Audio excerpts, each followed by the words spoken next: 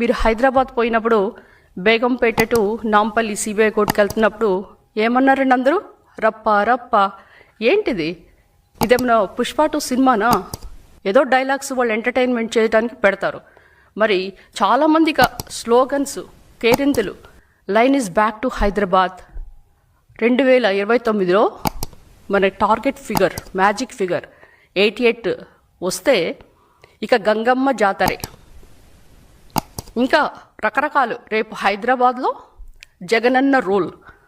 అసలుకి హైదరాబాద్లో ఉన్న ప్రభుత్వం ఏంటండి? అది కాంగ్రెస్ ప్రభుత్వం, అపోజిషన్ ఉంది బీఆర్ఎస్. వైసీపీ అనేది నామమాత్రం కూడా లేదు. అక్కడ హైదరాబాద్లో ఎలక్షన్లు జరుగుతుంటే ఓటేయటానికే జనాలు రారు. ఎందుకంటే అక్కడ సాఫ్ట్వేర్ ఇంజనీర్స్ ఉంటారు, అందరూ ఆల్ వర్కింగ్ పీపుల్. ఆల్మోస్ట్ ఒక 45 to 50% పోలింగ్ అవటమే చాలా కష్టం, పోల్ అవటం. అలాంటి సందర్భాల్లో ఈ బ్యాచ్నంతా ఎక్కడి నుంచి తీసుకొచ్చారు అంటే, మీరు పెయిడ్ బ్యాచ్, పెయిడ్ ఆర్టిస్టులు కాదా? మీరు తరలించిన బ్యాచ్ కాదా? ఇక అంబటి రాంబాబు గారు అంటారు, ఈ యొక్క జగన్ గారి క్రేజ్ చూసి ఎన్డీఏ ప్రభుత్వం తట్టుకోలేకపోతుందని.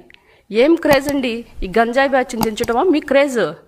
మీరు చేసిన రప్పాలు, కేరింతలు, అసలుకి ఈ హైదరాబాద్లో మీరు సృష్టించే వీరరంగం ఇదంతా చూస్తుంటే మీరు డ్రగ్స్ తీసుకున్నారు ఆ యువత అనేది స్పష్టంగా తెలుస్తుంది.